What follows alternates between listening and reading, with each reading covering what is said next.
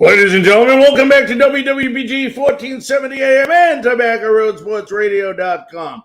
You know, we're talking about teams that are playing unbelievable in Major League Baseball so far the first half of the year. And I'll tell you what, when you go ahead and you name the teams, you have to include the San Francisco Giants, who have won, 12 of the last 14 games. They are on a roll. And this is a team that was just 81-81 last year. And I'll tell you what, with a little help in the starting pitching, they can give Arizona and the Dodgers, who are really banged up, a good run for their money the second half of the season.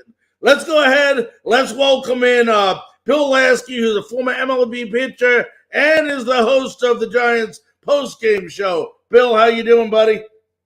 I'm doing good today, Larry. Hopefully you and your fans are watching this hot team in the orange and black, the San Francisco Giants, 44-34, going into today's three-game series against the Toronto Blue Jays, which will be a great, great matchup. But they've been playing real good baseball ever since around May 15th. Yeah, and I'll tell you what. I mean, like we said, 12 of 14. Their last 12 or 14 games they won, trailing Arizona by 2.5 games. What has been the difference so far the first half of the year for Gabe Kapler's team than was going on last year towards the end of the season? Well, I always talk about Farhan Zaidi opening the gate and letting some of these young prospects in, and the first one is Luis Matos, who's 21 years old, a kid that went through the minor leagues pretty quick. And then you have to look at Patrick Bailey, another young 20-year-old who took over the catching position. Casey Schmidt came up on fire. And these three guys really have paved the way to bring energy to this team. When you end up looking at J.D. Davis, who's having a tremendous year, hitting 285, has over 10 home runs. Michael Conforto, who was out of last year completely with shoulder surgery, of course, an ex-Met, and he's having a damn good year, having 12 home runs, over 40 RBIs. So you mix-match some young talent, and you bring in some older talent that are having pretty good years, and that's what the Giants have done. And when you look at 12 out of 14 wins, the last 10 games were against the Dodgers, who they swept. They played the Padres. They won 3 out of 4 against the Padres. And then they took 2 out of 3 against Arizona, had a nice 5-2 homestand. And now they're on the road playing Toronto and the New York Mets, which should be a good week of baseball. Yeah, and you talked about Conforto already, but I kind of tease people, especially in the New York area, that the San Francisco Mets are really doing well this year, because you mentioned Conforto, Wilmer Flores, and let's not forget J.D. Davis, who has 10 homers, 44 RBIs. I think Flores has 9 homers, is batting around 258. These ex-Mets are really helping this team. No doubt about it. And Wilmer Flores coming off the IL, he pretty much almost busted his foot on a foul ball. The next pitch, he hits a home run. He has been a delight for the SF Giants for the past few years. J.D. Davis coming over in that trade that literally ended up just losing everybody on the Mets side. And the Giants have manufactured a couple of veterans from the Mets, and they have put it together on a great first half, and they're looking to get better as they move up in the NL West. But the NL West is really good competition. When you look at Arizona, the Dodgers, the Padres have stumbled, but the NL West is really contending. And I think every team now in the NL West, as well as in National League, are looking at the San Francisco Giants as a contender. And, you talk about the West, and I mean, obviously with Arizona, the surprise they're having this year with Corbin Carroll, the great rookie over there. And you mentioned the Dodgers, they're banged up a little bit. But San Diego can still make some noise in this division balance of the year. No doubt about it. They have played inconsistent in San Diego. I had a nice chat with Bob Melvin, and he's scratching his head. He says, one day we'll score 8 to 9 runs, the next day we'll get shut out. He says the inconsistencies is really on the offense. The defense is 1 or 2 in Major League Baseball. The pitching has put substantial numbers up, but the offense just cannot gel. And when we look at the paper, on paper, this San Diego Padre team has so much power, so many high batting averages, but they just can't put it together so far in the first half. And if we start looking at teams like that, don't forget about the Phillies from last year, had a terrible first half of the year, they turned it around the second half and ended up going to the World Series. Yeah, they sure did. That's a great example. Talk about Mike Yastrzemski. I know he still lives in the shadows of his grandfather, Carl Yastrzemski, but he seems like a solid player for you all. How do you like this kid, and how do you see his future panning out? Well, he's just 32 years old, but, of course, he was in the minor leagues for many years before Farhan got him from the Orioles, but he's just taken a main piece out of this puzzle to put this team together, hitting a couple clutch home runs in St. Louis down to a 2-2 count with 2 outs in the top of the ninth, and he ties it with a home run coming here against San Diego. He gets a base hit, brings in the tying run, and in the 10th inning, hits a 3-run home run into Willie McCovey Cove. So the home run ball has definitely been a cry for the Giants that they need. But his defense, I look at that, Larry, and I say he's one of the best defenders. It's a hard place to play right field at Oracle Park, but he has really manipulated the corners, and his arm is really strong. I see a lot of good things out of Yastrzemski. We just don't know what else is coming from the minor leagues that could push him out of a Giants uniform. But no way he's going anywhere in a trade because he is so important for the outfield, as well as manipulating some good defense either in playing right field or center field.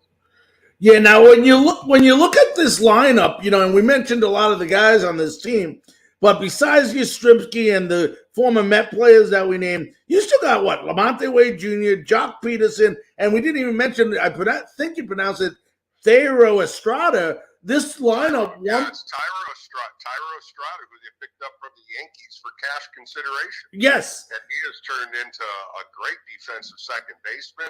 He was hitting really well. He was hitting over 300s in a minor slump right now. Last 2 for 24. Had a ball hit him in the left wrist and put him on the IL. And I still think it's bothering him. He was really a good point that could have possibly be in the All-Star game. But I just don't think his numbers they're regressing instead of staying a positive. But as a defender, he's playing great second base. Of course, the veteran Brandon Crawford, who's been here for 13 years, has been playing great defense. His offense has been okay, but at 36 years old, he's just regressing on the offensive side. But on the defensive side, Brandon Crawford's still one of the best shortstops in the game. But you look at Thairo Estrada, and you also mentioned Lamont Wade Jr., a guy that's finally healthy. 2 years ago, he had a healthy season. Last year, he was hurt most of the year. He's got an eye like a magnet for a strike zone, and he's hitting the ball out of the ballpark again. So you look at Lamont Wade Jr. and playing first base somewhere where he's learning to play. He's usually an outfielder. Jock Peterson's another total DH, and he's hitting okay, 266, 8 home runs. He's driving the ball in. They picked him up primarily as a DH. He's played here and there. But if you manufacture him at the top of the order and you get Lamont Wade Jr. and Estrada on base, Jock Peterson turns into an RBI machine.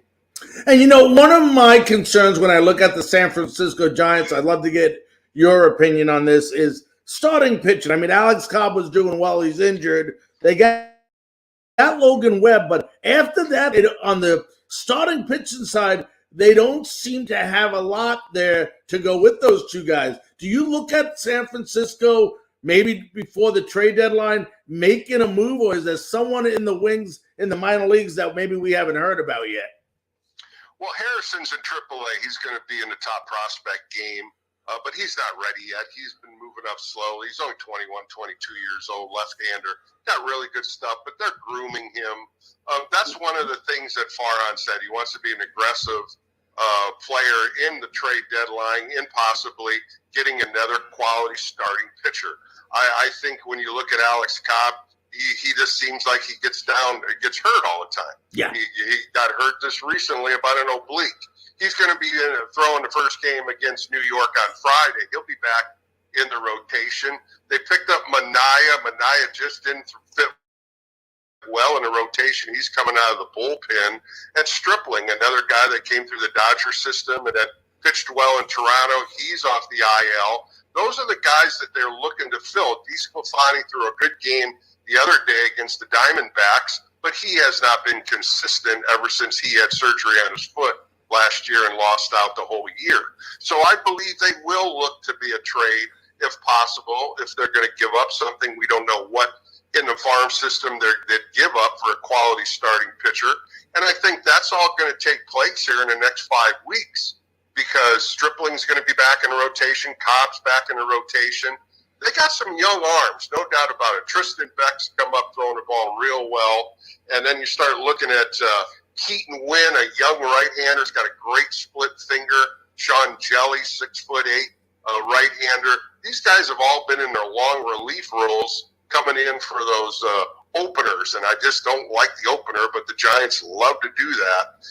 And then you got to look at the bullpen too, Larry. The bullpen has just been fantastic. Terrific. The best in Major League Baseball. They've been putting a lot of innings in, but when you look at Tyler and Taylor Rogers, the twins, the righty and the lefty, they have just been magnificent. And then you look at, I believe, the best closer in baseball, Camilo Duvall, 22 saves, an under two-pointer in run average, and he just keeps going out there with ice in his veins and throwing the ball extremely well, getting up to about 102 miles an hour with a nasty slider.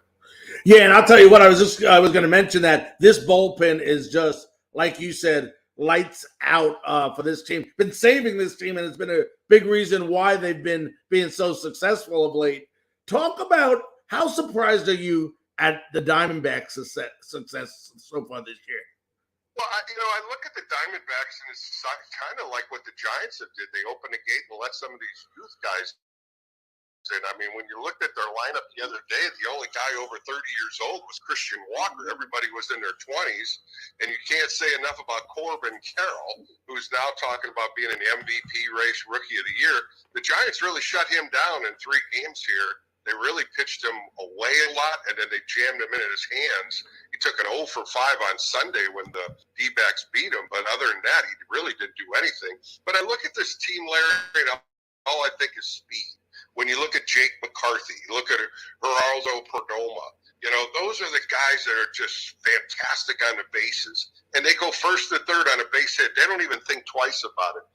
One of the games that I saw with Corbin Carroll when he was in Milwaukee, a base hit, a bloop base hit to right center field, and Carroll scored from first base. It was remarkable. But these guys are so quick and lightning speed. And when you get on base, you got to really watch them, because a couple of them have double-digit stolen bases. And you know what? They're also in need of starting pitching, too. When you look at some of their starters, they only have a couple good ones, and then they got a couple of young kids. This kid that threw against them the other day, Ryan Nelson, really threw the ball well, but they've been inconsistent. I talked to Louis Gonzalez in an interview, and he said starting pitching is one thing, but they want to try to find a closer because they just don't feel they have one. Right. So how are you feeling about now, after a year or two here under the reams of Gabe Kapler? Well, he's, when you look at 2 years ago when they won 107 games, everything was right in front of him. He did a great job. Last year at 81 and 81, you saw the problems he had in Philadelphia at moving pitchers, taking starting pitchers out too early, bringing relievers in, and flip-flopping them.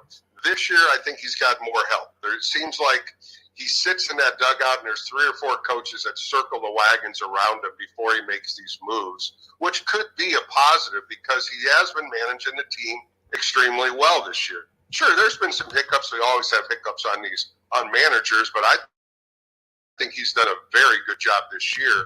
And just talking about pitching, and that was one of the negatives he had in Philadelphia and the first couple of years here. So we'll see how this all translates. But you know what? It's still a question mark in my mind on how quality of a manager he is.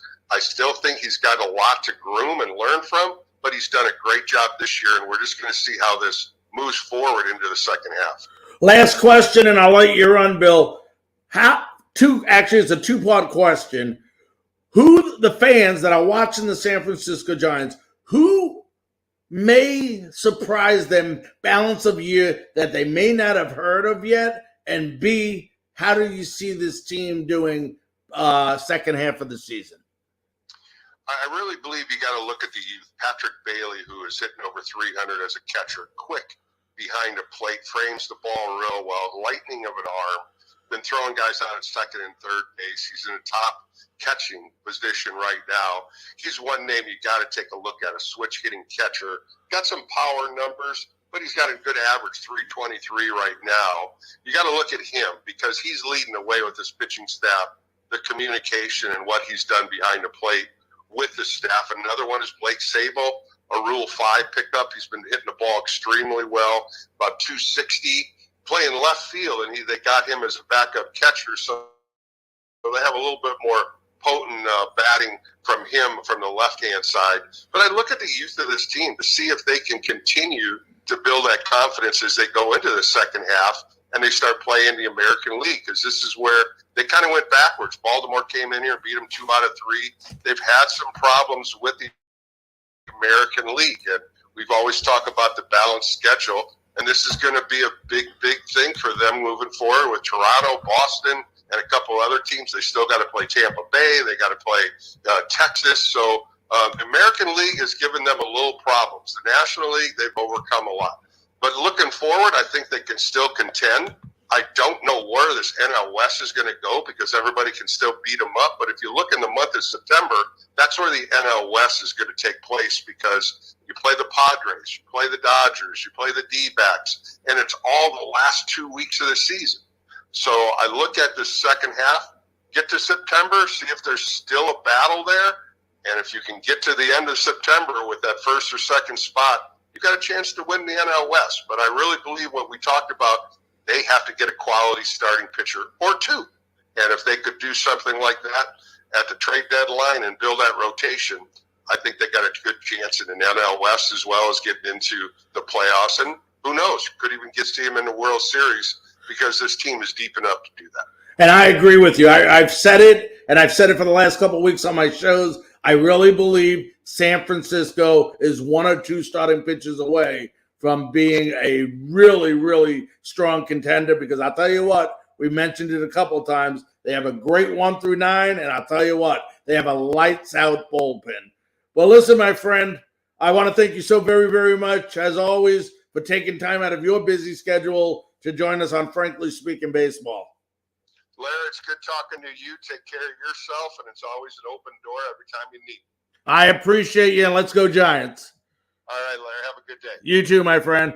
All right, ladies and gentlemen, that was the great Bill Laskey, former MLB pitcher, pitched for the San Francisco Giants, and current host of the Giants postgame show. What a show, what a show, what a show it's been, folks. I'll tell you what, time goes fast when we do these shows. Another great show, and we plan on having another one again next week. Have a great week, everyone. We'll see you next week right here, same stations.